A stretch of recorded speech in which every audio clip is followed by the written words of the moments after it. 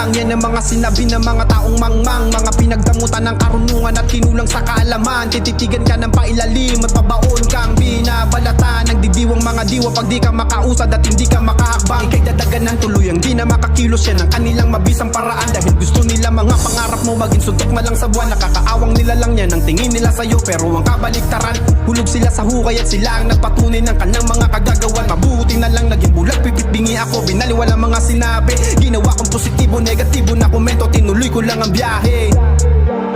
Mundo kong nakasanayan, nilayo ko ang sarili, gumawa lang ng maraming paraan. Lumaban ng marahan kahit na naging dihado, wala akong samut-saring dahilan, pinalagan lahat ang takot sa dibdib at mga pagdududa. Binura ko na sa aking isipan ang hinaharap, yan ang binigyang halaga. Dahil sa dulo ng tagpo ang mga panaginip ko'y maging realidad. Paniniwala kong buo na kahit ako'y mabigo, hindi magkakalamat ang tiwala at karunungang natutunan sa mga karanasan. Isinaling ko sa sining na ito, nagbibigay sa akin ang kalakasan ng loob kung anong dapat gawin. Huwag matakot na magkamali, dahil sa bandang huli ako pa rin ang siya magwawagi. Di ko na namamalay ang unti-unting natatanaw resulta ng mga proseso. Kahit na papano ay meron na din naman ang mga pagbabago.